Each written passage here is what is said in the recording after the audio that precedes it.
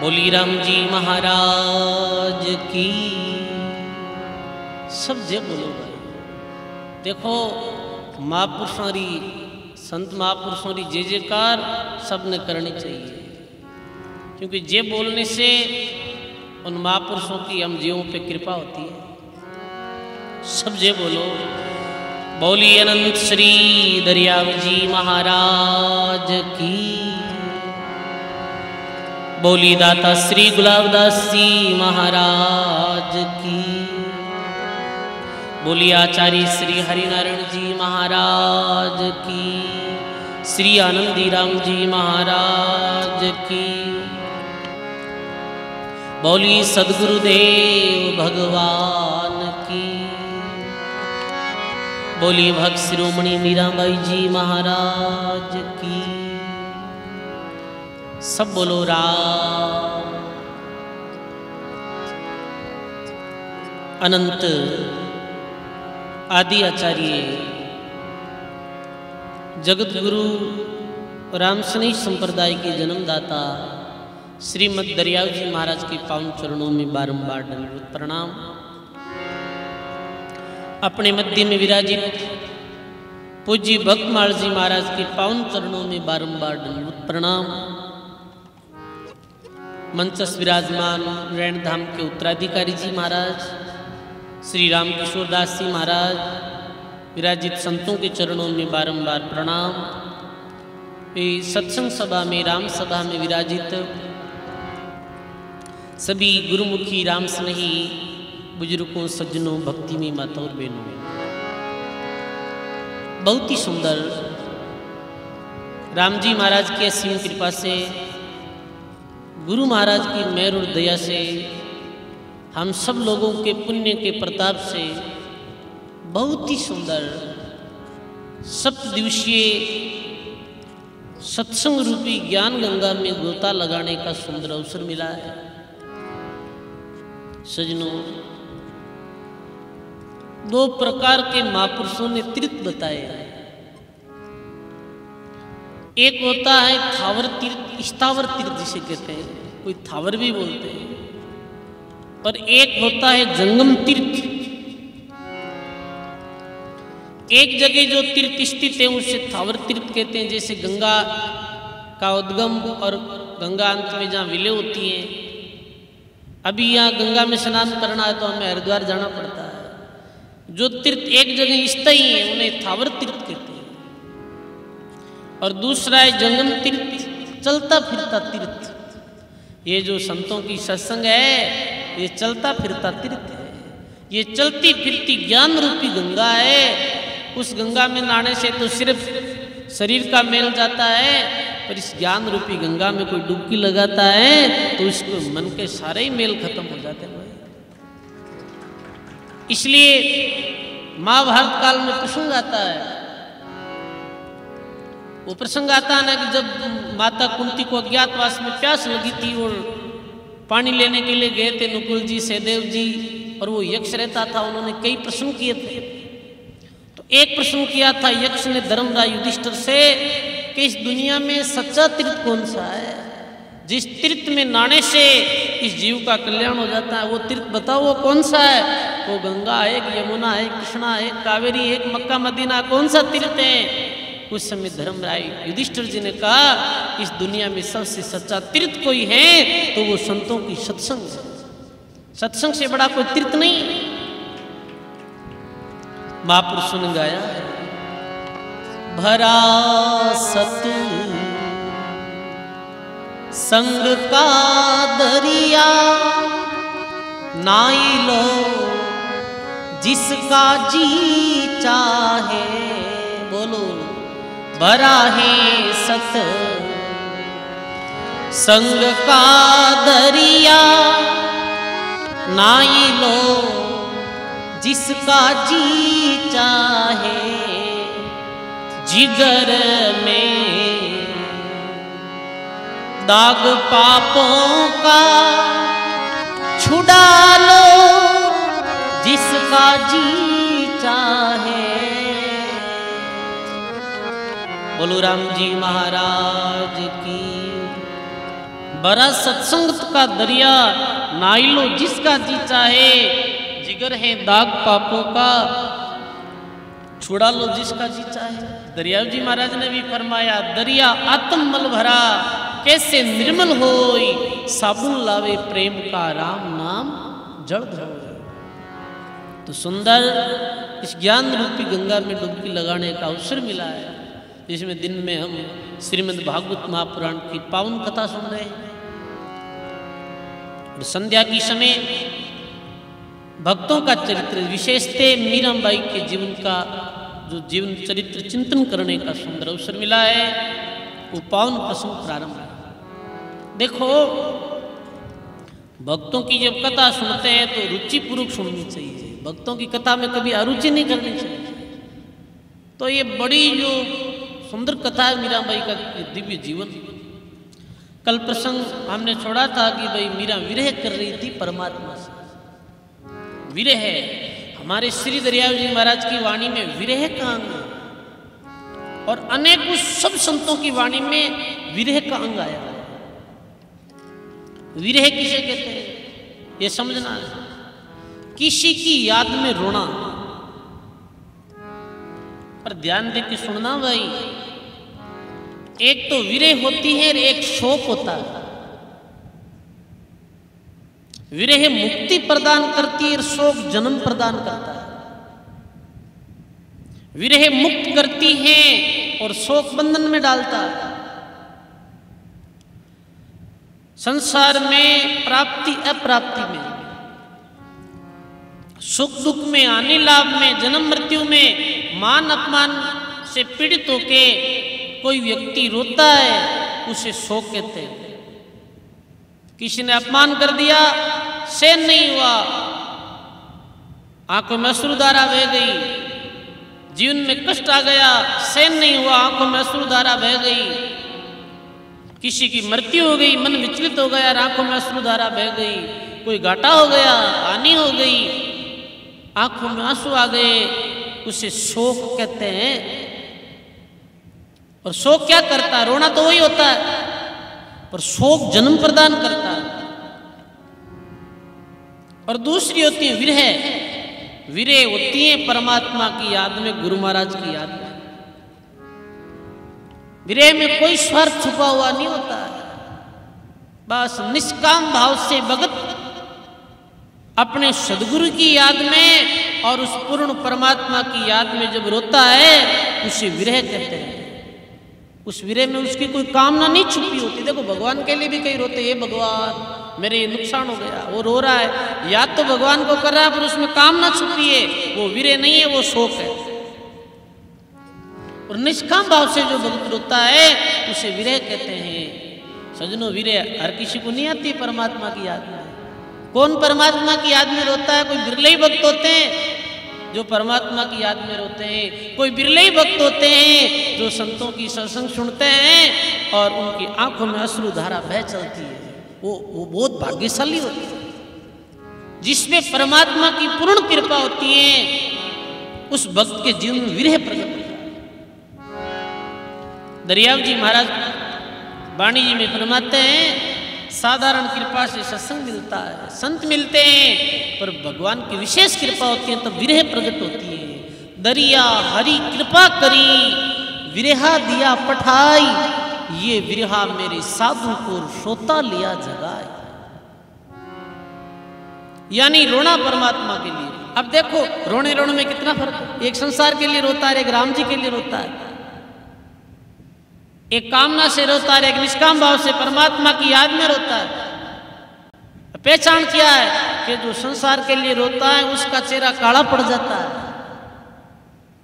उसके चेहरे पे तेज नहीं रहता है। और जो परमात्मा के लिए रोता है उसका जो चेहरा है उसका नूर अलग होता है भाई। उसके चेहरे की लालिमाई अलग होती है। शोक में दुख होता है और विरह में सुख होता है, छुपा हुआ। और महापुरुषों ने तो इतना कह दिया कि एक बार भी कोई व्यक्ति निष्काम भाव से उस पूर्ण परमात्मा की याद में रो लेता है, आंखों में अश्रुधारा बहने लगती है, वो जीव कभी भी 84 लाख योनि में अधोगति में नहीं जाता है, वो वापिस मानव जीवन का अधिकारी होता है। विरह में इतनी शक्ति, परमात्मा की याद में रोना। रोए हैं संत, रोने के बिना मिलता नहीं है भाई। बालक रोता है ना तो ही माँ गोद में लेती है, रोने लग जाता है तो फिर माँ उसको गोद में लेती है। इसलिए महापुरुष कहते हैं सुखिया सब संसार है, खावे और सोवे, दुखिया हरि का दास है, जागे और रोवे। दुनिया सुखी है क्योंकि वो भगवान को तो भूल चुकी है और ऐसा आराम में लगी हुई है, मौज कर रहे हैं। उनको क्या विरह का पता बताओ? उसको अभी ये पता नहीं है कि वो परमात्मा कितना दयालु है। उस परमात्मा की भक्ति के बिना परमात्मा से विमुख होके कितने जन्म ले लिए, कितनी बार हमारा जन्म हुआ है, कितनी बार हम माँ के गर्भ में आए हैं। तो इसलिए अभी प्रार्थना में बोल रहे थे कि आ दुनिया सुख से सोवे, तेरू दास उठ कर रोवे।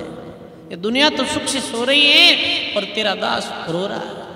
हमारे एक संत हुए थे, देखो भक्तमाल में बीच में मैं प्रसंग लेता हूँ, विरह का प्रसंग आया तो मीरा की तरह एक विरही संत हुए थे बाजिंद जी। क्या नाम था? बाजिंद जी, जो मुस्लिम थे। और उन्होंने स्वामी दादू दयाल महाराज के शिष्य हुए थे। देखो दरियाव जी महाराज के भी कई शिष्य मुस्लिम हुए थे। भक्ति में कोई जाति का कारण नहीं, सत्यवाद हिंदू मुस्लिम सिख ईसाई सबका परमात्मा एक ही है, कोई अलग नहीं है। ये तो आप मूर्ख लोगों की भ्रांतियां। अल्लाह अलग थोड़ी है, राम जी अलग थोड़ी है भाई। तो वाजिंद जी महाराज दादू दयाल महाराज के शिष्य थे। वो परमात्मा की याद में घने जंगल में बैठे थे और आंखों में अश्रु धारा बह रही थी, रो रहे थे एकदम से, आंखों में अश्रु धारा बह रही है, कपड़े गीले हो गए। इतने में एक पंडित आते जिनके हाथ में बड़ी सी पोथी, वो हस्तरेखा के जानकार थे, वो ज्योतिष के जानकार थे, उनको कई चीजों का पता चलता था। और बोले कि ये जंगल में ये जवान आदमी क्यों रो रहा है? जाके ऐसे क्या, अरे रो क्यों रहे हो? क्या किसी की मृत्यु हो गई है तुम्हारे परिवार में? क्या तेरा कोई मित्र रूठ गया है? क्या पत्नी नाराज हो गई है? रो क्यों रहा है? अब क्या बताएं उस संसारिक प्राणी को संत। तो बाजिंद जी ने कहा कि मैं रो रहा हूं और वो कारण बता दूं तो क्या तू मेरी पूर्ति कर सकता है? तो वो पंडित बोलता है कि मुझे सब मालूम पड़ता है, मैं ज्योतिष का जानकार हूं, मैं हस्तरेखा का जानकार हूं, मैं आगे क्या होगा और पीछे क्या हुआ ये बता सकता हूं तेरे जीवन की। ऐसा पंडित हमें कोई मिल जाए तो, और बताओ पंडित जी, बताओ पंडित जी, रुपया कब आई, पैसे कब होंगे, मैं धनी कब होऊंगा, ये प्रश्न करते हैं हम लोग। वो बोले कि मैं सब जानता हूं, तो पूछ ले, क्या पूछना तुझे? क्या तेरे ऐसे दिल में कसक है जिसके लिए तू रो रहा है? क्या तेरा खो गया है जिसके लिए तू रो रहा है? तो वाजिंद जी एक पद के माध्यम से पंडित को क्या कहते हैं भाई, आओ विरही जनों का एक पद सुने हम सभी लोग।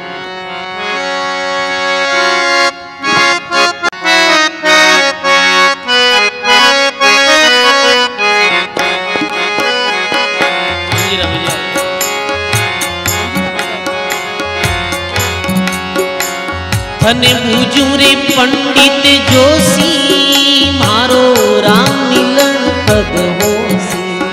थने बूझू रे पंडित जोशी, मारो राम मिलन कद होसी। मारो राम मिलन कद होसी, मारो राम मिलन कद होसी, मारो राम मिलन कद होसी। मैं बूझू रे पंडित जोशी, मारो राम मिलन कद होसी।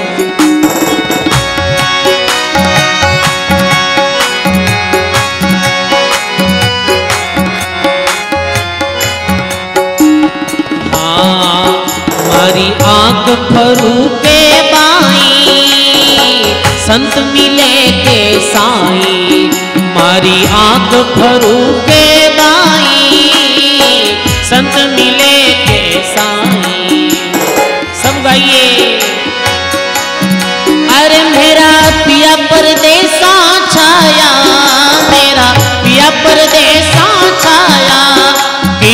भेरण ने भरमाया।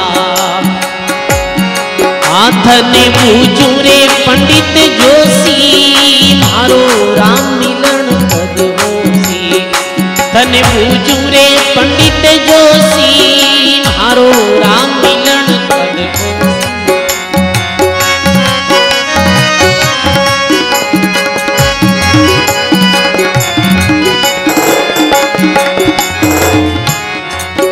मेरी रोई रोई अखियां राती, मेरो तन दिवलो मन बाती।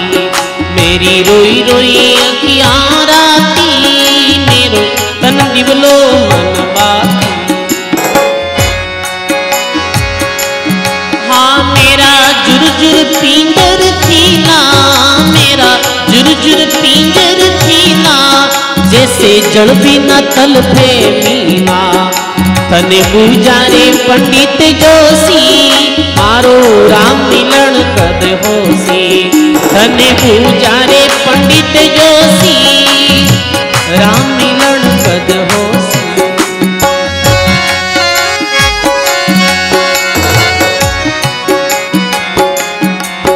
उड़ उड़ रे काला कागा, मारा पिया ने घना दिन लागा।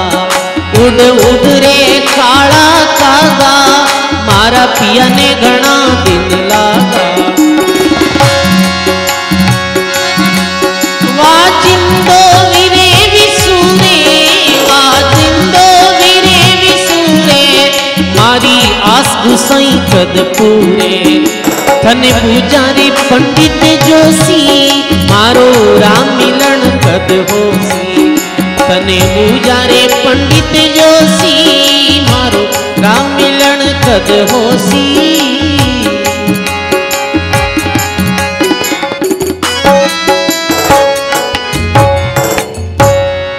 बोली राम जी महाराज की, बोली भक्तुर भगवान की। हे पंडित जी ये बताओ कि पंडित जोशी, मारो राम जी मिलन कद होसी। राम जी कब मिलेंगे ये बताओ। बाकी क्या बताना, बाकी मिल भी जाएगा तो एक दिन भी छूट जाएगा। अरे हम लोग संसारिक लोग किसी पंडित के पास जाते हैं, किसी ज्योतिष के पास जाते हैं, कोई हस्तरेखा का जानकार होता है उसके पास जाते हैं तो क्या पूछते हैं, अरे मेरी उम्र कितनी है बताओ, मैं कितने साल जीऊँगा, ये पूछते हैं। अरे मेरे घर में लड़ाई झगड़े बहुत होते हैं, पंडित जी बताओ ना कोई उपाय। वो बागेश्वर बाबा जी बैठते हैं, हजारों लोग आते हैं उनके पास, 24 घंटे दुनिया के दुखड़े रोते हैं। ऐसा कोई उपाय बता दो मैं धनी हो जाऊं पंडित जी, ऐसा कोई उपाय बताए दो मेरी 100 वर्ष की आयु हो जाए, कुछ बताओ हमें। ये पूछते हैं हम दुनिया की चीजें मांगते हैं संतों से, गुरु लोगों से, परमात्मा से। अरे वो मिल भी जाएगी तो एक दिन बिछुड़ना होगा। ज्ञानी है वो कभी धन दौलत संपत्ति गुरुदेव से या परमात्मा से नहीं मांगता। भाई 1000 बीघा जमीन हो गई, बड़ा बंगला हो गया, बड़ी गाड़ी हो गई, लंबा चौड़ा परिवार हो गया, मिल गया, फिर भी क्या मिला? क्या मांगू कछु थिर ना रहाई, देखत नैनी जग जल जाई, 1 लाख पुत्र 1.25 लाख न्याती, और उस रावण के घर दिया नहीं बाती। क्या मांगना है? सोना चांदी रावण के पास बहुत था, सोने की लंका थी, 1.25 लाख घर परिवार में सदस्य थे, और 10 मस्तक थे, 20 भुजा थी, इतना बलवान था। क्या रहा?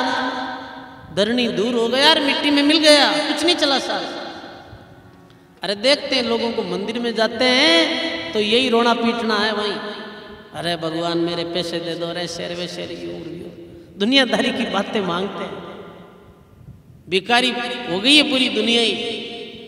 अरे मांगो तो ये मांगो, हे भगवान, हे संतों, ऐसा ज्ञान दो, भक्ति दो हमें ऐसी युक्ति बताओ, आप अपनी कृपा दृष्टि बनाओ कि हम जीवन में सच्चाई के मार्ग पे चलें, हम भगवान की भक्ति करें, हम पल पल परमात्मा को याद करें। ये मांगो भाई, क्या मांगना है? अंधविश्वास में दुनिया झूल रही है।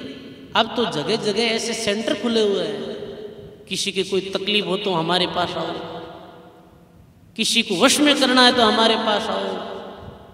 बताओ आप, व्यापार में घाटा हो गया तो हमारे पास आओ, हम वो युक्ति बताते हैं कि आपको मुनाफा हो जाएगा। दुनिया भागती फिरती है उन लोगों के पीछे, अपना समय बर्बाद करती है और अपना धन बर्बाद करती है, मिलता कुछ नहीं। क्या है, झूठा पाखंड है। हम रेल में एक यात्रा कर रहे थे, चेन्नई जा रहे थे। मैं आपको सच बात बताऊं, ये कितना पाखंड बढ़ रहा है आजकल दुनिया में, ये बता दूं वो बता दूं। वो जा रहे थे तो एक पंडित जी मिले हमें, एकदम पूरी पंडित की वेशभूषा। देखो हम पंडित में नहीं कह रहे हैं, नाराज मत होना, उदाहरण दे रहे हैं। ये पास में बड़ी पोती जैसे बाजिंद जी को मिले थे ऐसे ही पंडित थे, बड़ा तिलक छापा।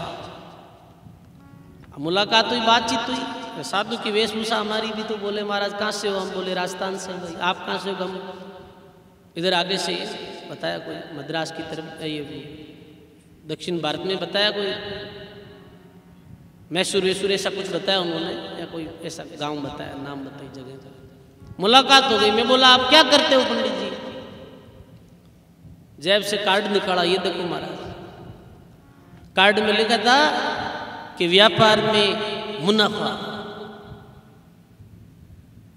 गृह शांति हवन और मनचाहा प्यार, ऐसी ऐसी बातें उसमें लिखी थी। वो भाई ऐसी ऐसी बातें लिखी थी, वो बता रहा हूँ मैं।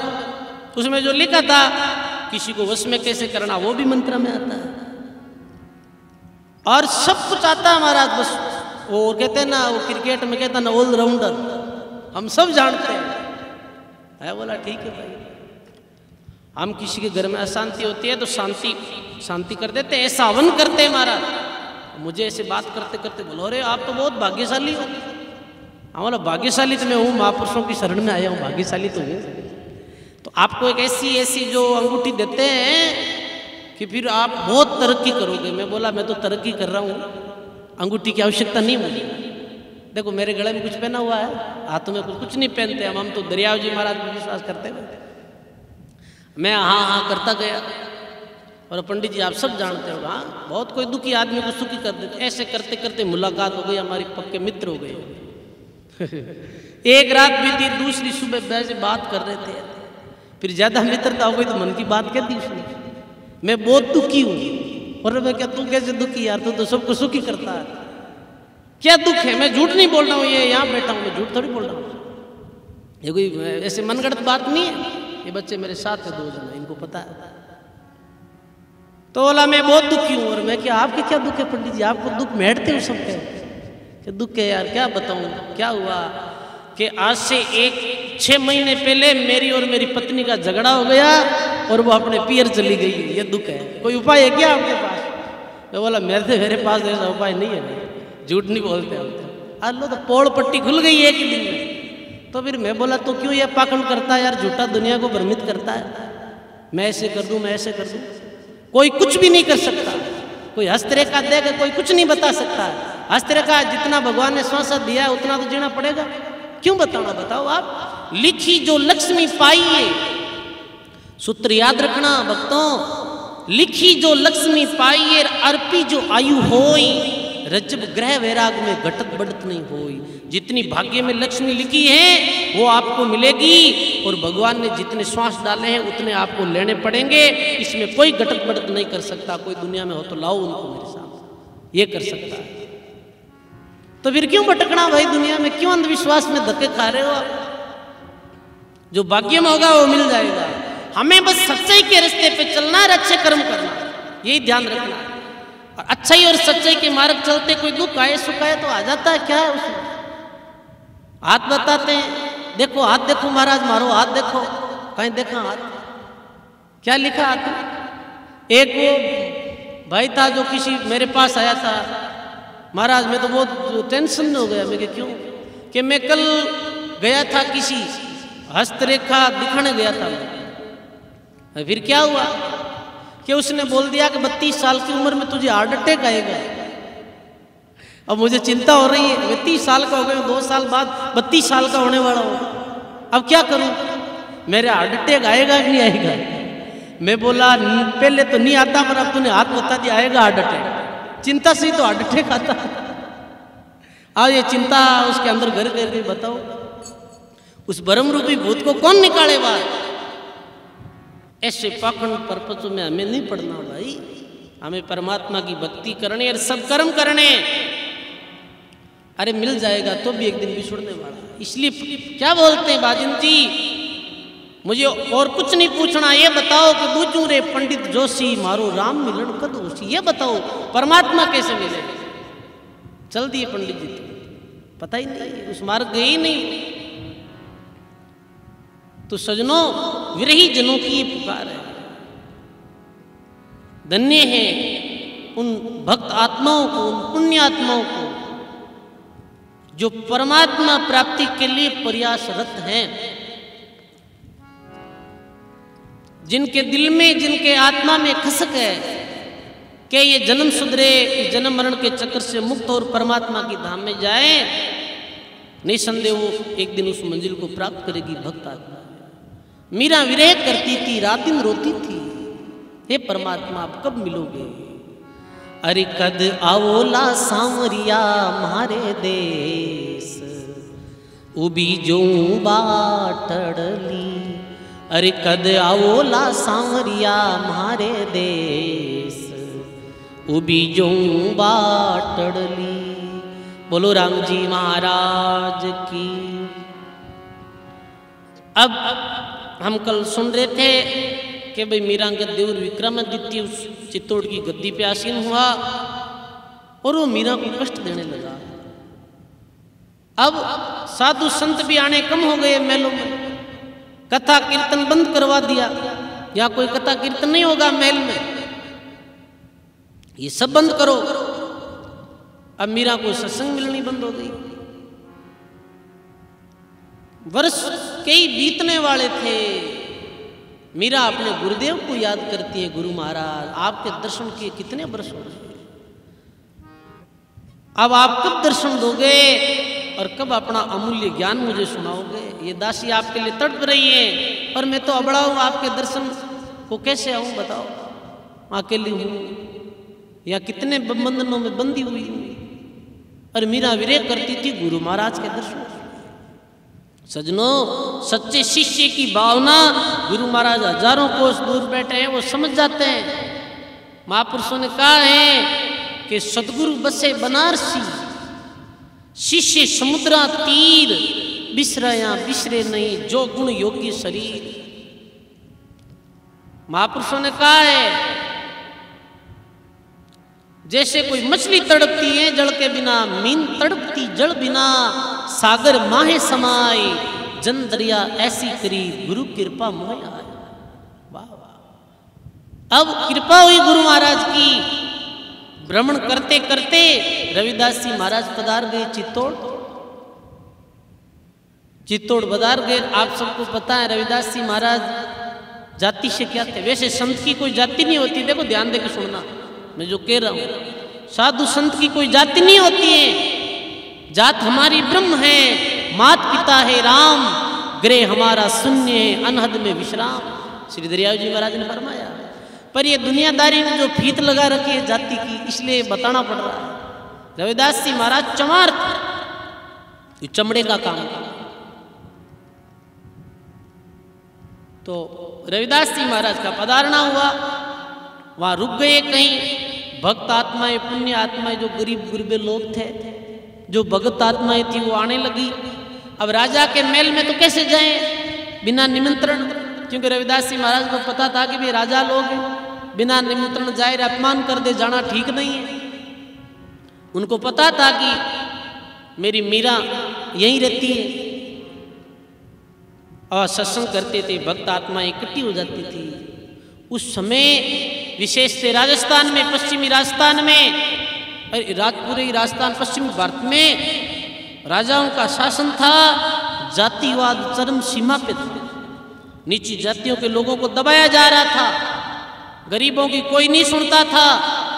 आप मानो नहीं मानो, उस समय हमारे पूर्वज कहते थे, सुनते हैं संतों से कि राजा के जो राजा होते थे उनके महल के सामने अपने जैसे कोई लोग चप्पल पहन के नहीं गुजर सकते थे, हाथ में लेनी पड़ती थी चप्पल, नंगे पैर जाना पड़ता था।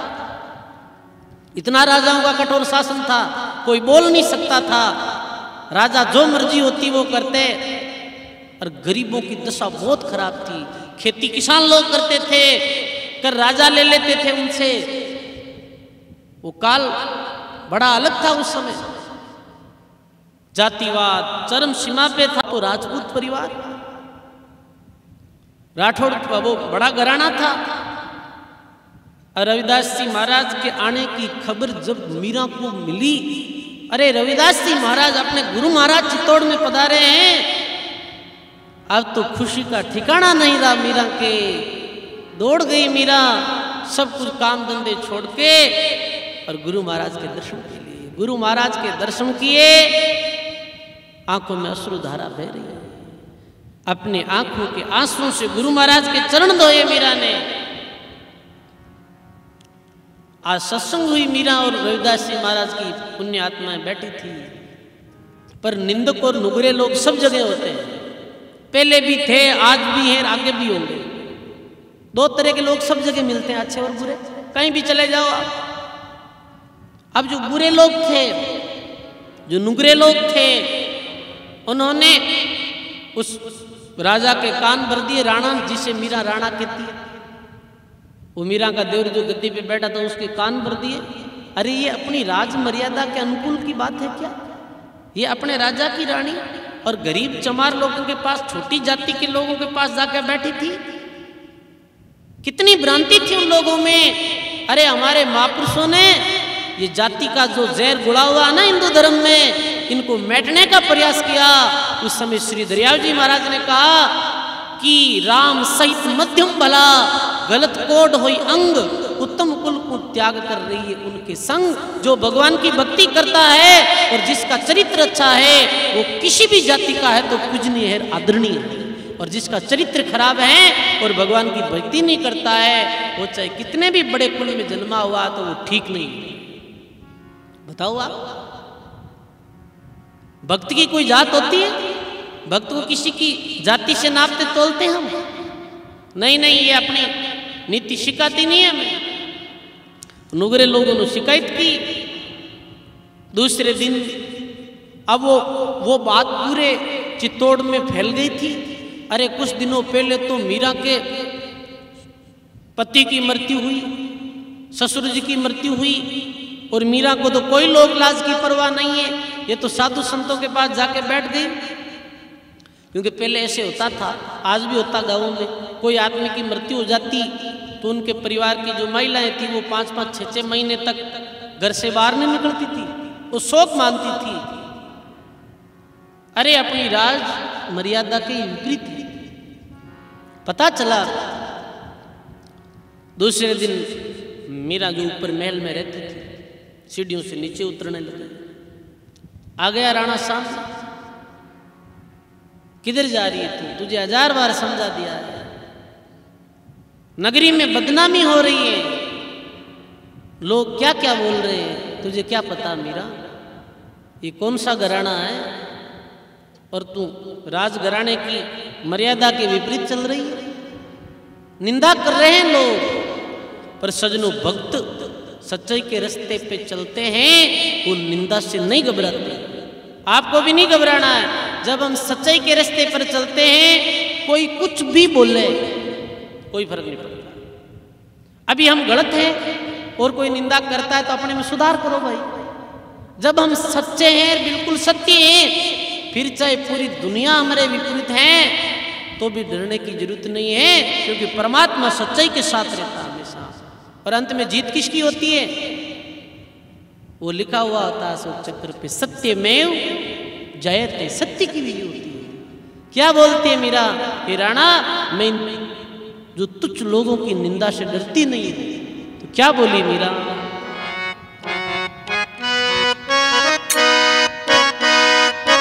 आज कितने दिनों बाद गुरु महाराज मिले और मैं गुरु महाराज के दर्शन नहीं करने जाऊं, ऐसा थोड़ी हो सकता राणा। मैं अपने गुरु जी के दर्शन करने जाऊंगी। हमारी बदनामी हो रही है, लोग निंदा कर रहे हैं। मेरा बोलती राणा निंदा से कौन डरे, ये दुनिया है भाई। इस संसार में हम तो आम आदमी हैं। यहाँ अवतारी पुरुष आए संसार में, चाहे बड़े बड़े महापुरुष आए, दुनिया के लोगों ने उनकी भी निंदा की, उनमें भी कमियां निकाली है। अरे निंदा की, उनमें कमियां निकाली, उनको मारने के प्रयास किए, और दुष्टों ने तो मार भी दिया। हमारे पलटू दास जी संत हुए थे, उनको नंगा जलालपुर नाम की नगरी में दुष्ट लोगों ने पकड़ के जिंदा जला दिया। ऐसे ही संसार में लोग हुए, नास्तिक लोग। कितना भक्तों को कष्ट मिला भाई, पर भक्त निंदा से कभी डरे नहीं, कभी घबराए नहीं। वो आता ना कि कुछ तो लोग कहेंगे, और लोगों का काम है कहना। अरे जब उन महापुरुषों की लोगों ने निंदा की, तो हम कौन है भाई? हम तो एक साधारण प्राणी है। हमारे विरोधी हो जाते हैं, कोई हमारी भी निंदा करता है। हम इतने लोग बैठे हैं, सबकी निंदा तो कोई न कोई करता है। कोई सामने नहीं करता, पीठ पीछे तो कोई लोग बुराई करते ही है। तो निंदा हुई है महापुरुषों की, पर निंदा से विचलित नहीं हुए महात्मा। अक्सर लोग अपनी निंदा सुन के विचलित हो जाते हैं, पर विचलित नहीं होना चाहिए। दुनियादारी है, ये दुनिया कहती रहती है, कोई अच्छा कहेगा, कोई बुरा कहेगा। अरे किसी के अच्छा कहने से हम अच्छे नहीं होते हैं, और किसी के बुरा कहने से हम बुरे नहीं होते। हम तो जैसे होते हैं वैसे ही रहते हैं। अगले का भाव, कोई हमें अच्छा ही देख रहा है, कोई हमें बुरा ही देख रहा है। अलग अलग दृष्टि है। कहते हैं ना कि जैसी दृष्टि और वैसी ही सृष्टि। अलग अलग नजरिया लोगों को देखने का, अलग अलग भावना है। जैसे दुर्योधन को उनके गुरुजी ने बोला कि तू नगरी में जाके ये लिखे ला कि इस नगरी में अच्छे लोग कितने हैं, और युधिष्ठिर को बोला कि तू ये लिख के लेके आके इस नगरी में बुरे लोग कितने हैं। वापिस आए, दुर्योधन को बोला कि इस नगरी में बुरे कितने हैं, अच्छे कितने हैं, अच्छे लोग कितने हैं, दुर्योधन को बोला। अब दुर्योधन तो वो हीन दृष्टि का मानव था, वो सब में अवगुणी देखता था। वो बोला इस नगरी में अच्छा कोई नहीं है, मैं ही अच्छा हूँ। अरे ये तू कहाँ से अच्छा हो गया, पूरे सब बुरे हैं, तू अच्छा है। तो कोई बात नहीं। युधिष्ठिर जी आए, उसी नगरी में घूम के आए। युधिष्ठिर जी बोले इस नगरी में सबसे बुरा मैं हूं, सब अच्छे ही अच्छे। अब भाई वो अपने देखने का ही तो फर्क है। हम अच्छा कार्य करें, अच्छा जीवन जिए, भगवान की भक्ति करें, किसी का बुरा ना करें। इतना करते हुए भी हमारी कोई निंदा आलोचना करता है तो घबराने की जरूरत नहीं है। वो निंदक वो तो हमारा मित्र है। हमारे दादू जी ने कहा कि निंदक बाबा मित्र हमारा, बिन ही कोडी बह बेचारा, बिना पैसे दिए वो मजदूरी कर रहा है हमारी। क्या कर रहा है वो? क्या अपने मेल को साफ कर रहा है, अपने पापों को धो रहा है। निंदक नीरे राखिए आंगन कुटी छवाई, बिन पानी साबुन बिना वो निर्मल करे स्वभाव। कबीर साहब एक नगरी में ठहरे थे कुछ दिन के लिए। तो एक आदमी आया और बोला कि महाराज के हाँ कि नगरी के बाकी लोग तो प्रशंसा करते हैं, एक व्यक्ति है जो आपकी निंदा करता है। जगत की बातों का कितना मैं तो ये ध्यान दे सुनाओ, एक आदमी आपकी निंदा करता है। साहिब बोले कि भाई कल उस आदमी को मेरे पास लाना। वो बोला कि तुझे सदगुरु कबीर साहब बुला रहे हैं। अरे मैं तो उसके पास नहीं जाना चाहता हूँ, वो तो बुरा है। अरे तू कभी उनसे मिला ही नहीं, बोल रहा बुरा है। तू मिल तो सही, एक बार उनको देख, उनके पास जा। वो आया, तू कहता तो चलता तो मुझे अच्छा नहीं लगता। दुनिया के टुकड़े मांगता है, रोटियां खाता है, मेहनत करता नहीं, ऐसी ऐसी बातें बोलता है। एक ऐसा साधु बाबा वो आया, कबीर साहब ने अपनी जेब से एक सोने की मोहर निकाल के दे दी। ये ले भाई। उसका तो हाव भाव ही बदल गया। ये कैसा आदमी है तो सोने की मोहर दे रहा है, मैं इसकी निंदा कर रहा हूं। बोला हमेशा आ जाना और एक मोहर लेके जाना मेरे से। पास वाला भी वो अक्का बक्का रहेगा कि ये बाबा ऐसे कैसे करा, जो निंदा कर रहा है उसे मोहर दे रहा है सोने की। दूसरे दिन वापिस आता है, वो सुबह एक मोहर देता है। 2-4 दिन मोहरे दी तो वो निंदा तो करनी छोड़ दी, कबीर साहब की महिमा करनी शुरू कर दी। अरे इन संतों जैसे तो कोई संत ही नहीं है। दुनिया के अनुकूल हो तब तो दुनिया महिमा करती है, और दुनिया के प्रतिकूल हो तो दुनियादारी निंदा करने लग जाती है। 4 दिन हो गए, वो आदमी बोला कि महाराज उसने तो आपकी निंदा करनी बंद कर दी। महाराज बोले कोई बात नहीं। अगले दिन वो आया, महाराज बोले अब तुझे मोहरे नहीं दूंगा। क्यों? अरे इतने दिन तो तू मेरी निंदा करता था और मेरे पाप धोता था, अब तूने मेरी निंदा बंद कर दी, मेरे पाप धोने बंद कर दिया, अब तुझे कौन मोहरे दे भाई? तू निंदा करनी शुरू कर दे, तुझे मोहर दे सकता हूं। देखो सजनों, निंदा से कभी घबराना नहीं। सच्चाई के मार्ग पे जो चलता है अड़चन जरूर आती है, दुख आता है, पर सजनों अंत में उसका परिणाम बहुत अच्छा होता है।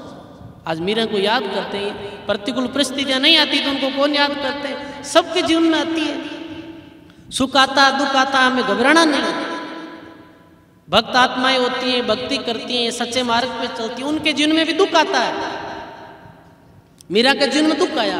जैसे हमारे बिराई में संत हुए थे श्री सुखराम जी महाराज, उन्होंने परमात्मा से एक दिन प्रार्थना की है, परमात्मा ये आपके देश में क्या हो रहा है, ये आपके लोक में क्या हो रहा है?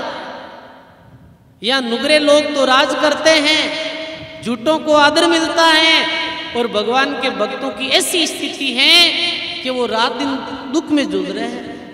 उनके पास नहीं पहनने को कपड़े हैं, नहीं रहने के लिए अच्छा मकान है, नहीं उनको कोई पूछता है, उनके जीवन में तो दुख है।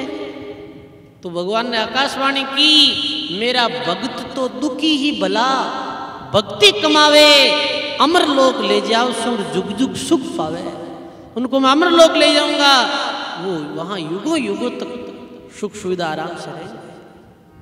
तो सजनों, मीरा कहती है मुझे निंदा का डर नहीं लगता। अब राणा को ये बात सहन नहीं हुई, निकाली कटार और चला मीरा को मारने का, आज तो तेरी जो गर्दन है ये धड़ से अलग कर दूं। राणा दौड़ा तो ऐसा विचित्र दृश्य दिखा राणा को कि महलों में मीरा ही मीरा नजर आ रही है, वहां हजारों मीरा बन गई। अब किसको मारे और किसको छोड़े बताओ। राणा कब का रह गया। मीरा बोली कि राणा, मेरे ऊपर, मेरे दिल के ऊपर जो भक्ति का रंग चढ़ा है वो मजीठ के रंग के जैसा, मजीठ का एक रंग होता है, बाकी रंग तो उतर जाते हैं, जैसे कपड़ों के बाकी रंग होते हैं वो धीरे धीरे धोने से वो रंग उतर जाता है, पर मजीठ के रंग से जो कपड़ा रंगा हुआ होता है उस कपड़े को जितना धोते हैं उतना ही वो रंग ज्यादा दिखता है, इतना ही वो सुरंगा होता है। मेरे ऊपर भक्ति का ऐसा रंग चढ़ा है, अब तेरा वश नहीं चलने वाला रे राणा, मैं तो मेरे गुरु जी के पास जाऊंगी। मीरा चल पड़ी, गुरु महाराज के दर्शन किए। कुछ दिन मीरा के गुरु जी रविदास जी महाराज ठहरे, फिर आगे के लिए प्रस्थान कर दिया। अब क्या हुआ, अब तो राणा इतना क्रोधित हो गया कि उसने मेवाड़, हमारे मारवाड़ है, कुछ क्षेत्र को मारवाड़ कहते हैं, नागौर ये जोधपुर जिला ये मारवाड़ में आता है राजस्थान में, और चित्तौड़ ये इधर मेवाड़ कहते हैं इसे। मेवाड़ की सरहद में कोई भी साधु प्रवेश नहीं होगा आज के बाद, राणा ने ऐलान कर दिया। नास्तिक व्यक्ति था वह, कोई भी मेवाड़ की सरहद में नहीं आएगा कोई साधु संत। देखते हैं मीरा किन के दर्शन करती है। तो मीरा क्या बोलती है राणा को, अरे नहीं नहीं भावे थारो देसड़ लो रंग रूडो रे, नहीं भावे थारो देसड़ लो रंग रूडो। हे राणा, तुझे तो मेवाड़ पे गर्व होगा, तुझे तो इन महलों पे दल बल फौजों का गर्व गुमान है, पर मुझे ये तेरा मेवाड़ अच्छा नहीं लगता। मीरा बोलती है क्यों, थारे रे देसा में राणा संत नहीं है, थारे रे देसा में राणा संत नहीं है।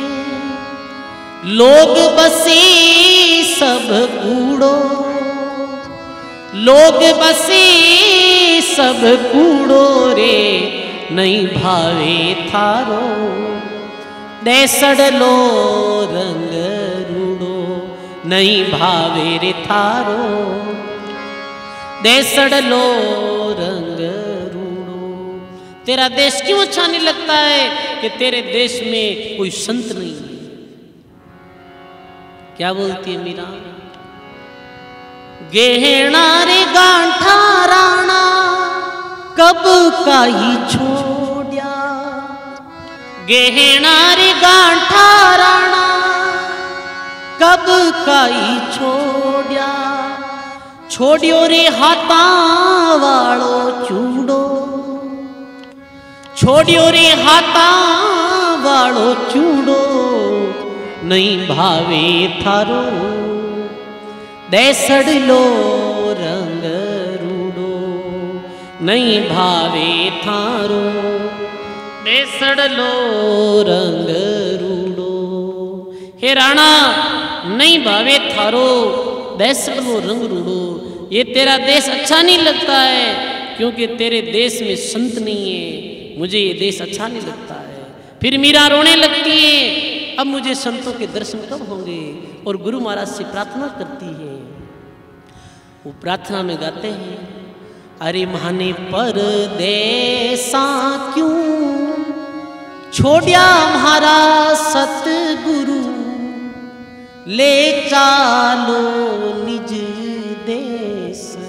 गाइए, माने परदेसा क्यों छोड़िया म्हारा सतगुरु, ले चालो निज देश। ये गुरु महाराज अपने देश में ले जाओ। इस देश में कहाँ छोड़ा है?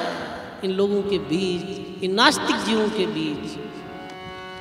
यहाँ नहीं मारो देश रंगीला, यहाँ नहीं मारो देश रंगीला, या नहीं मारो देश।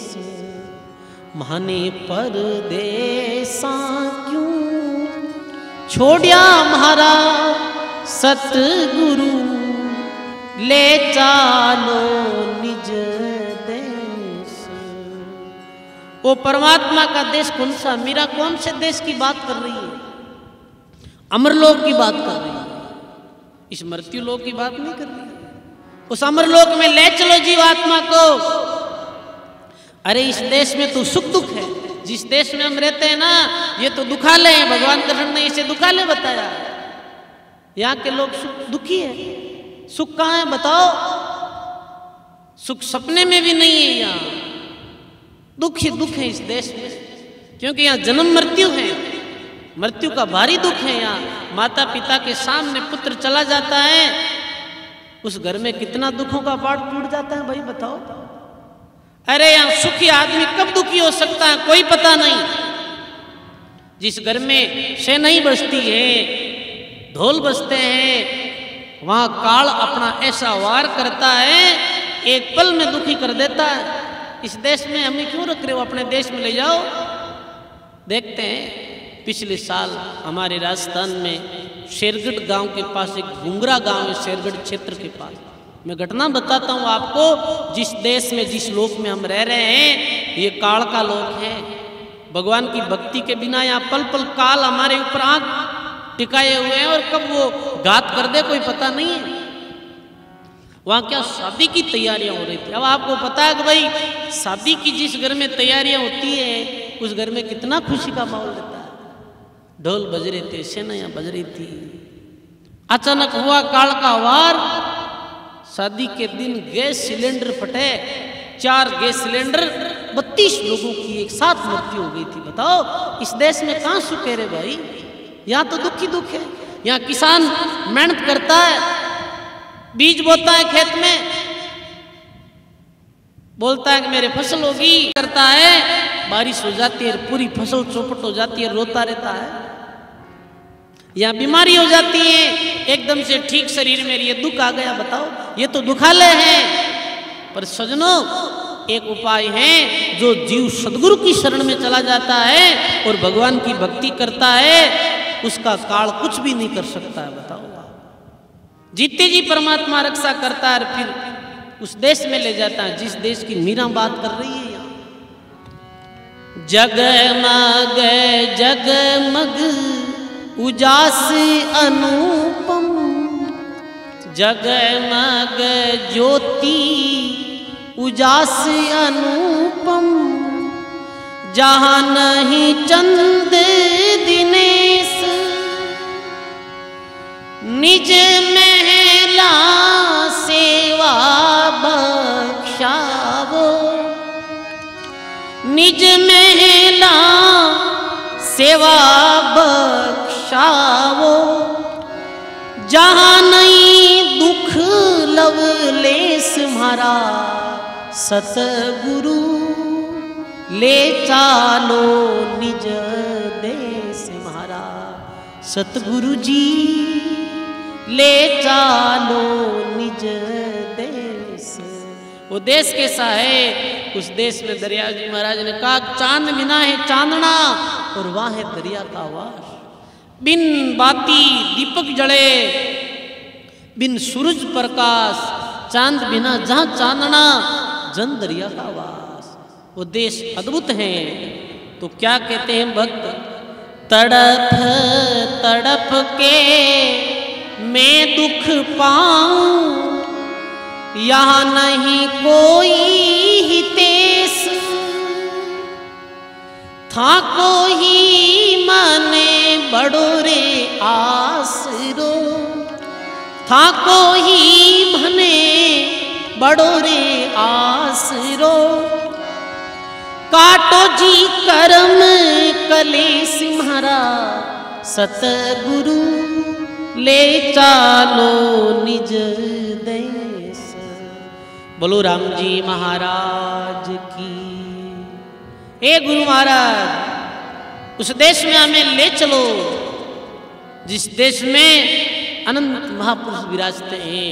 उस शून्य सत्ता में दरियाव जी महाराज जैसे महापुरुष, मीराबाई जैसे अद्भुत पुरुष रहते हैं। गुरु महाराज से ये मीरा प्रार्थना करती है, गुरु महाराज ले चलो उस देश में। अरे चालो नी घुरा जीरा देश में मारी दी, बोलो चालो नी घुरा जीरा देश में, चरण कमल चित धारेली, चरण कमल चित धार। बोलो राम जी महाराज की। ऐसे मीरा मीरे करती है रात दिन। मीरा की बात को नहीं समझ पाता है राणा, और वो रात दिन एक ही चिंतन करता है कि इस मीरा को मार दिया जाए। तो क्या हुआ था, एक ठाकुर जी का मंदिर था, ध्यान दे के सुनना सब। उस ठाकुर जी के शिव जी के मंदिर में पुजारी था एक, और ठाकुर जी की मूर्ति एक तरफ रखी हुई थी। तो उस मंदिर में जो एक दयाराम नाम का पंडित रहता था, राणा ने उसे बुलाया अपने पास। अरे दयाराम, हाँ बोलो राणा, एक काम करो कि हाँ, कि एक कोई वैद्य से जेर बनवाओ और जेर मिला के जाओ मीरा के पास, बोलो भगवान के चरणों का चरणामृत है,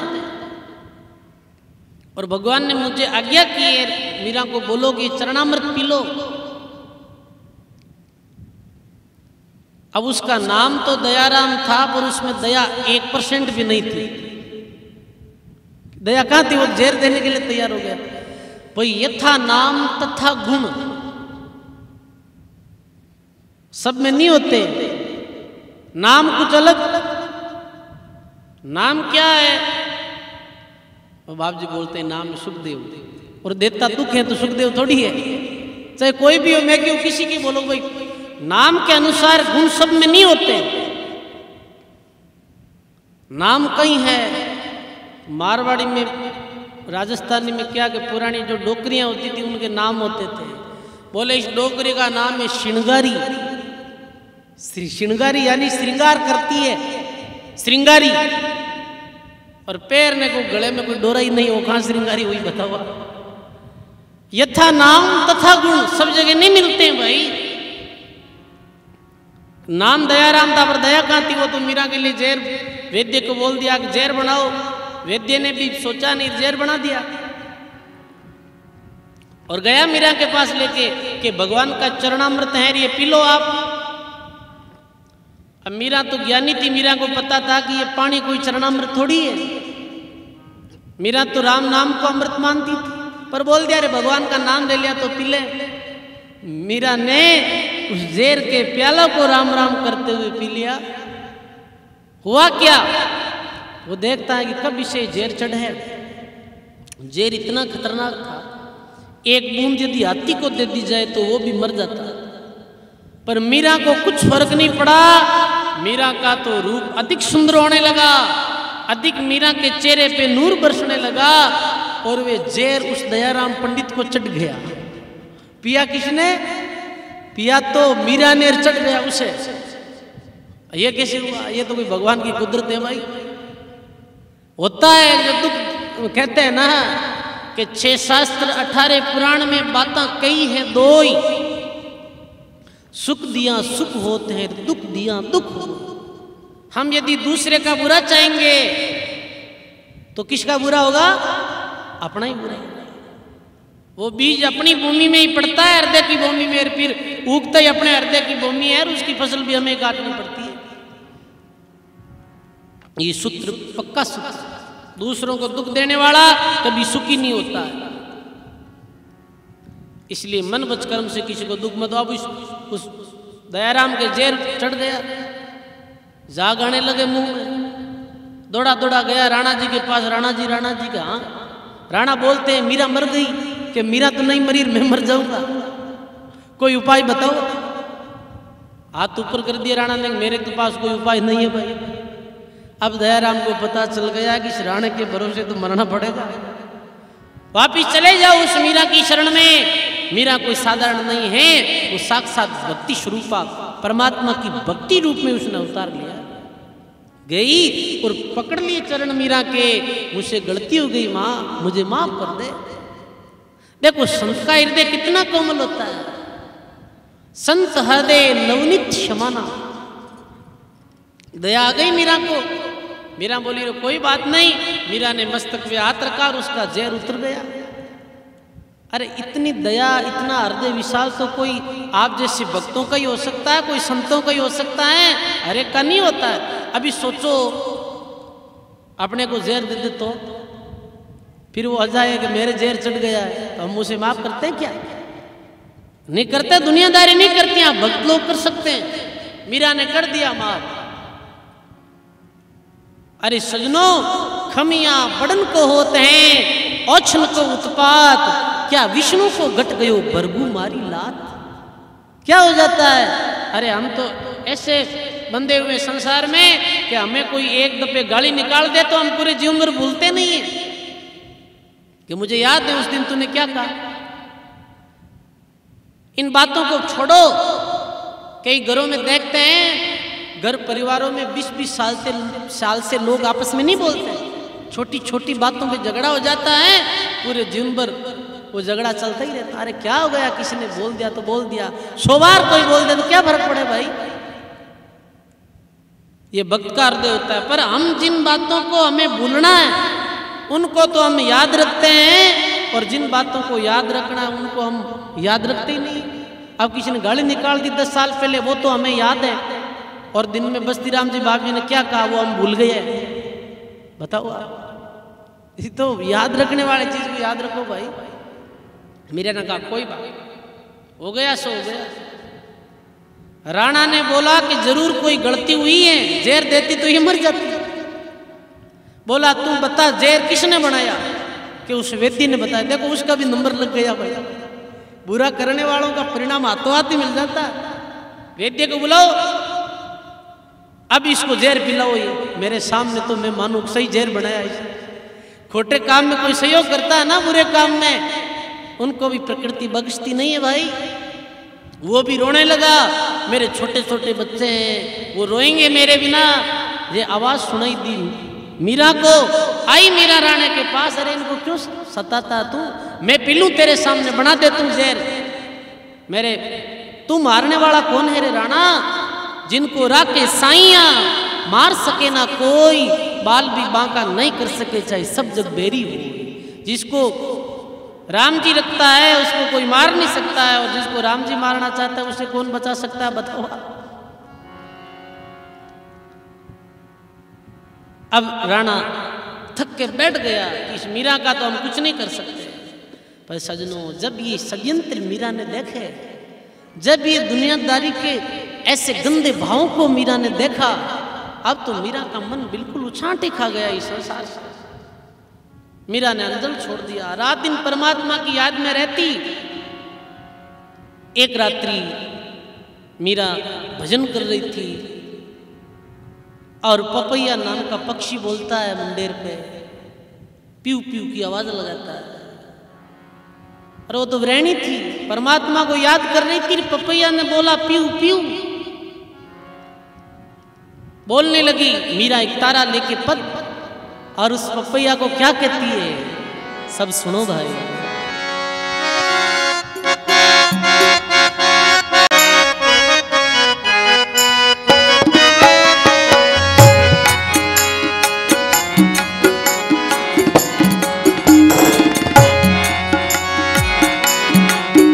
हे पपैया पिया जी दी वाणी मती बोल,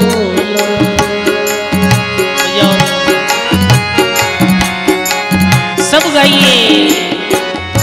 पिया जी री वाणी मती बोल रे, पिया जी री वाणी मती बोल रे, पपैया पिया जी री वाणी मती बोल।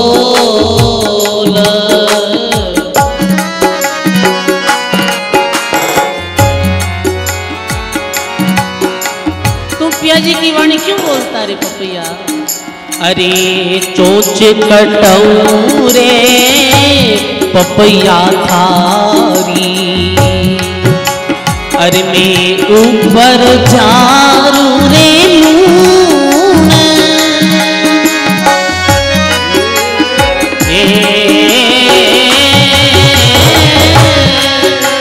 ओ पपैया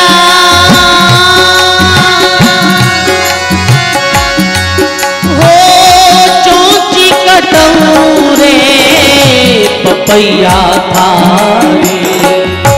समझ में आ रहा तो सब बोलो, मुंह बंद करके क्यों बैठे हो? चौची कटऊ रे पपैया थारी, ऊपर झारू रे लून,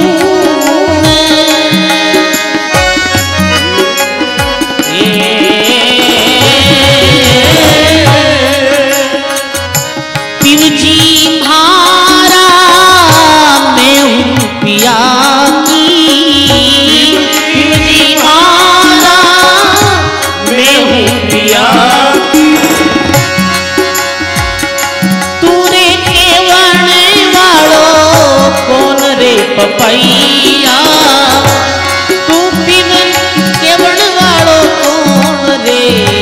पपैया पिया जी री वाणी मती बोल, हो जो कोई वृहणी सांभळे रे, जो कोई वृहणी सांभळे, देसी थारी चोंच मारोड़ रे पपैया, देसी थारी चोंच मरोड़ रे पपैया, पिया जी री वाणी मती बोल।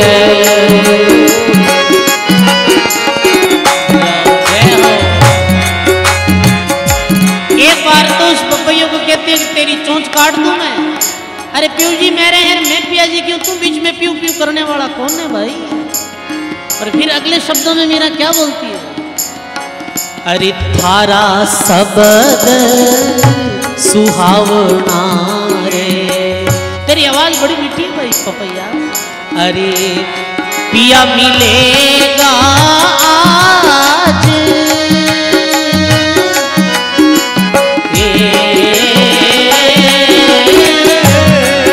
हो पपैया रे, हो पपैया,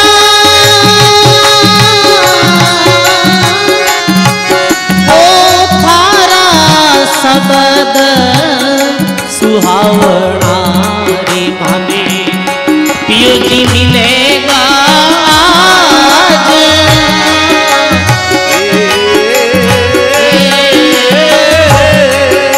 अरे चोंच मंडऊ थारी सोने की रे, चोंच मंडऊ थारे सोने की रे।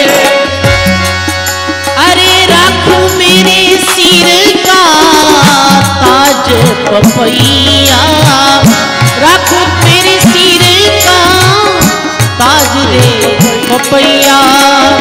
पिया जी री वाणी मती बोल,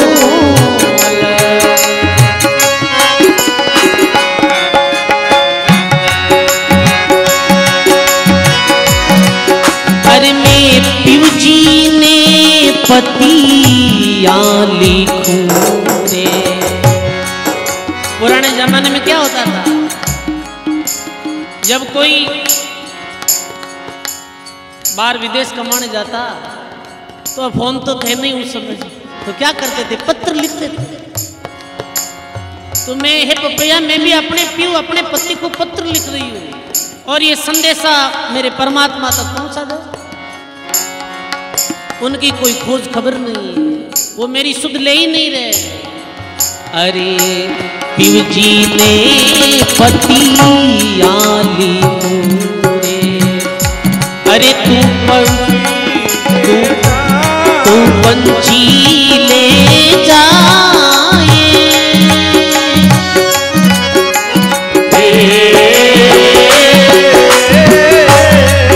अरे जाए पिया ने यूं कही जे रे, जाए पिया ने यूं कही जे। अरे थारी मीरा धान नहीं खाई हो पपैया, ब्रहणी धान नहीं खाई रे पपैया। पिया जी री वाणी मती बोल,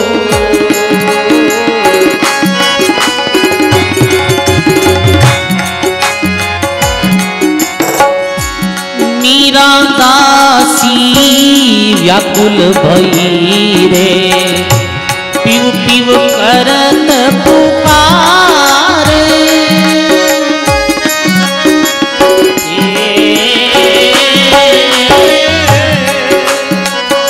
बेगा मिलो हरा अंतरयामी, बेगा मिलो रे महारा अंतरयामी। तुम बिना रे यो नहीं जाए रे पपैया, तुम बिना रे यो नहीं जाए रे पपैया। पिया जी री वाणी मती बोल,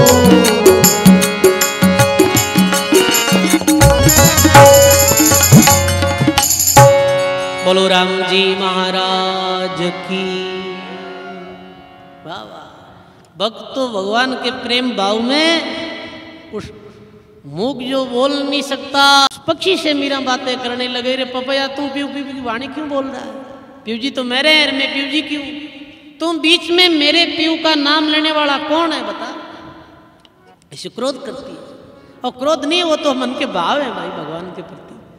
फिर बोलती है, अरे तेरी जो आवाज है वो बहुत मीठी है, थारा शब्द सुहावना, पिया मिलेगा आज। चोंच कटऊं चोंच मंडऊं थारी सोने की, राखूली मेरे सिर का ताज। और तेरी वाणी मिटी है, तेरी वाणी से यदि परमात्मा आ गए तो तेरी ये चोंच है मैं पूरी सोने की मंडा दूंगी। वाह, पीऊ जी ने पतिया लिखो और तू पंछीड़ा ले जाय महारा पिया जी ने यूं कही जे थारी व्रणी दान नहीं खाए। दान यानी तुम्हारी व्रणी अन्न नहीं खा रही है, वो भूखी है, प्यासी है, वो रो रही है रात दिन आपके दर्शन के लिए। पक्षियों से बातें करने लगी। हमारे एक संत हुए थे शेख फरीद जी, सुना है उनका नाम? शेख फरीद संत हुए थे, भगवान के परम भक्त मुस्लिम हुए, बहुत वर्षों तक भक्ति की। बचपन में उनकी माँ का नाम था बक्तू। क्या नाम था? बक्तू। वो माँ बड़ी भगवान की भक्त थी, तो माँ के कहने से माँ ने जब ज्ञान दिया कि परमात्मा की प्राप्ति ही जीवन का लक्ष्य है, उन्होंने बहुत वर्षों तक भजन किया, परमात्मा नहीं मिले तो देखो उन्होंने इतनी कठोर साधना की। एक कुएं के ऊपर वो बैठे रहते थे, कुआं था, कुएं के पास चाट थी, बड़ी जो शिला थी उस पर बैठे रहते थे और भगवान का भजन करते करते वो खाने पीने की सुध भूल गए। ररंकार दुनी होद में गर्ग भये कोई दास, जन दरिया व्यापे नहीं भूख नींद और प्यास। भूख नींद प्यास नहीं लगती थी। अब आपको पता है कि भाई भोजन नहीं दे तो शरीर की क्या स्थिति होती है, सूख गए वो एकदम, केवल हड्डियां दिख रही थी, चमड़ी सूख गई और ऐसे दिखने लगे कि जैसे कोई मृत कंकाल हो। तो एक कौवा आया, कागा कौवा आया और वो कौवा सोचा कि ये कोई मृत कंकाल पड़ा है, क्योंकि शरीर में तो चमड़ी दिख ही नहीं रही थी, केवल हड्डियां बची थी। मृत कंकाल की तरह हो गया शरीर, इतना दुर्बल, इतना कमजोर हो गया परमात्मा के लिए ब्रेक करते करते। वो आके चोंच मारने लगा, चोंच मारने लगा और उस मांस को खाने लगा। सूख गया था शरीर तो पूरा। आंख खुली, देखा कि कोई पक्षी शरीर पे चोंच मार रहा है। तो क्या बोलते हैं फरीद जी महाराज? अरे कुएं पर सेक जाओ, ओ कुएं पर सेक, फरीद ने एक बोली मीठी भाषा। सब गाइए। वो कुएं पर सेक, फरीद ने एक बोली मीठी भाषा। अरे चुन चुन के खा जा काला काग मेरे हाडू पर ला मासा। चुन चुन के खा जा काला काग मेरे हाडू पर ला मासा। चुन चुन के खाया काला काग मेरे हाथ ऊपर ला मासा। मेरे शरीर का मांस खा जा, पर एक चीज का ध्यान रखना, दोई नेत्र मत ना फोड़ जे, हो दोई नेत्र मत ना फोड़ जे, माने राम मिलन री आशा, वो माने राम मिलन री आशा। लिगनी राम मार्ग अरे वे करी तपस्या जोर की, अब हुआ आसरे हर के। अरे भक्ति राम मार्ग और है लगी चोटकार दे करके, वो भक्ति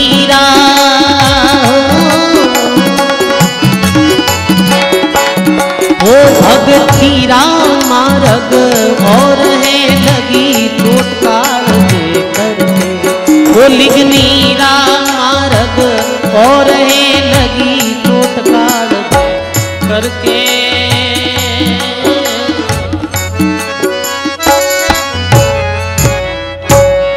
बोलो राम जी महाराज की। कहीं भाई कहीं विचार है? बोलो राम जी महाराज की। आनंद ले रहे हैं पूरा। तो बड़ी जो सुंदर वाणी को फरीद जी क्या बोलते हैं, उस जो कौवा था जो चोंच मारा था उस चमड़ी पे, बोले कुएं पर शेख फरीद ने एक बोली मीठी भाषा। चुन चुन के खाजा काला काग मेरे हाड ऊपर ला मासा, दो नेत्र मत ना फोड़ जे माने राम मिलन की आशा। सारा शरीर का मांस खा जाना पर ये दो नेत्र मत फोड़ना, क्योंकि मुझे एक बार इन नेत्रों से परमात्मा के दर्शन करना। धन्य है ऐसे विरही जनों को। ये होता है भक्ति का लक्षण, ये होता है लिगनी का मार्ग। कोई बिरले ही चल पाते हैं भाई, बताओ आप। लाखों में कोई ऐसा अंश होता है जिसके दिल में परमात्मा प्राप्ति का भाव उठता है, और कोई बिरले पहुंच पाते हैं उस मंजिल तक। पहुंचना कोई ऐसी खेल थोड़ी है। धन्य है मीरा ने आज जीवन भर अंतिम श्वास तक परमात्मा को नहीं छोड़ा। अरे थोड़ा दुख आ जाता है, विचलित हो जाता है, थोड़ा कष्ट आ जाता है, कोई राम जी नहीं है, कोई भगवान नहीं है, मैं तो भगवान को मानते ही नहीं हूं, लोग कहते हैं। लोग तुम्हारे मानने नहीं मानने से कुछ नहीं होगा भाई। धन्य है ऐसे भक्तों को। मीरा दिन दिन विरह में कमजोर होती जा रही थी, कंकाल की तरह हो गई मीरा। राणा को दया आ गई, क्योंकि फिर वो बोली है तो मरने वाली है वैसे भी। एक वैद्य को बुलाया, देखो इसे क्या बीमारी लगी है। वो नाड़ी वैद्य था, नाड़ी देख के बीमारी बताता था।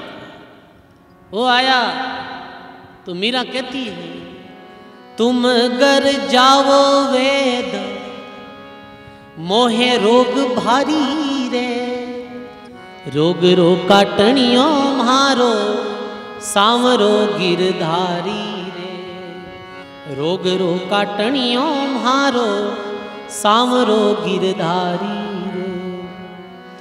अरे नाड़ी ने टंटोले काही, दर्द है कलेजा माही, नाड़ी वेद जाने नाही, मूर्ख अनाड़ी रे। नाड़ी को क्या टंटोलता, दर्द तो मेरे कलेजे में है। वो कोई दवाई पिलाता मीरा को। अरे घस घस बूटी पावे, लागे खारी खारी रे, अरे राम रस मीठो लागे और बाता न्यारी रे, राम रस मीठो लागे और बाता न्यारी रे। अरे काना में कुंडलियां सोवे, मोर मुकुट धारी रे, काना में कुंडलियां सोवे, मोर मुकुट धारी रे, भूरी भूरी जटा वालो मामे बुरकी डाली रे। बोली भक्शिरोमणि मीराबाई जी महाराज की। धन्य है मीराबाई को। अब क्या सुनाए मीराबाई के बारे में भाई। महिमा तो बहुत ज़्यादा है और मुख अपना है छोटा। बहुत मीरा ने भक्ति की, और फिर जब मीरा को पता चला अब ये पंचभौतिक चौड़ा छोड़ के परमात्मा की धाम में जाना है, निकल गए सबसे राम राम करते। सबको बोला, ननद को, मीरा की जो राणा था उन सब मेल में जो भी लोग मीरा का विरोध करते थे उनके पास गई मीरा। और देखो एक संत का कितना अच्छा स्वभाव होता है। मुझे माफ करना, मेरे से भूल हुई, मेरे कारण आपको दुख हुआ, तकलीफ हुई, मुझे माफ कर देना। अब मैं जा रही हूँ चित्तौड़ के महलों को छोड़ के। किधर जाऊंगी? मैं द्वारिका जाऊंगी, भगवान का दर्शन करके आऊंगी मैं। सब लोग उदास हो गए। अरे मीरा जा रही है, अकेले में जाओ, 5-7 लोगों को, पंडितों को साथ भेजा, रथ के साथ चले जाओ। मीरा बोली नहीं नहीं, मैं तो अकेली जाऊंगी। राणा ने जबरन साथ भेज दिया। गई मीरा द्वारिका में, जहाँ भी द्वारिका की पावन भूमि में प्रवेश होके संतों भक्तों भगवान के दर्शन किए। फिर जो कहते हैं ऐसा हम संतों के मुखारबिंद से सुनते हैं, जो द्वारकाधीश भगवान का जो वहाँ रूप है, वो मूर्ति है, वो मुख्य जो मंदिर है उसमें प्रवेश होने लगी। और पंडितों को बाहरी बैठा दिया कि मैं आ रही हूँ, पर फिर तो वो नहीं आई। कहते हैं कि से शरीर वो विलीन हो गई परमात्मा में, उस मूर्ति में, और वो आत्म तत्व परमात्मा में चला गया। भाई बातें रह गई पीछे, जस रह गया पीछे, कीर्ति रह गई पीछे। पंडित लोग कहते रहे मीरा कहाँ गई, मीरा कहाँ गई। चली गई मीरा उस परमात्मा के धाम में, जिस धाम में जाने के बाद वापिस कभी भी मानव माँ के गर्भ में ऊंधे मुंह नहीं लटकता, फिर गर्भवास का दुख नहीं सहन करना पड़ता है, फिर ये संसार के मान अपमान सुख दुख हानि लाभ कुछ नहीं है वहाँ। वो तो देश ही दीवाना है, उस दीवाने देश में मीरा चली गई। पंडित आए, खबर की मेड़ता में, खबर की चित्तौड़ में, अरे मीरा तो वापिस आई नहीं। बस अब पछताते हैं, अब रोते हैं, अरे अरे वो इतनी बड़ी भक्ति हम तो समझ नहीं पाए। फिर मंदिर बनाया। जीते जी महापुरुषों का आदर दुनिया ने नहीं किया, उनका विरोध किया था। अच्छे महापुरुषों को पहचानने वाले कोई बिरले ही होते हैं भाई।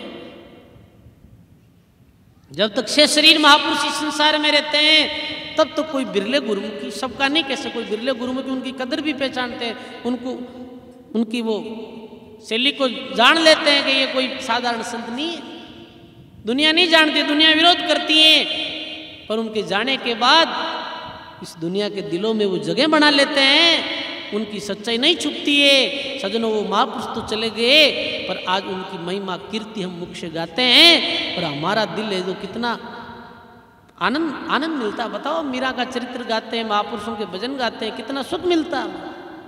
और वास्तव में उन महापुरुषों के बताए हुए रास्ते पे चल के भजन कर ले तो अपने कल्याण में कोई संदेह नहीं है। धन्य है मीरा को, इन्होंने रात दिन परमात्मा को पुकारा, हे परमात्मा आप आओ, हम आपके चरणों के दास हैं।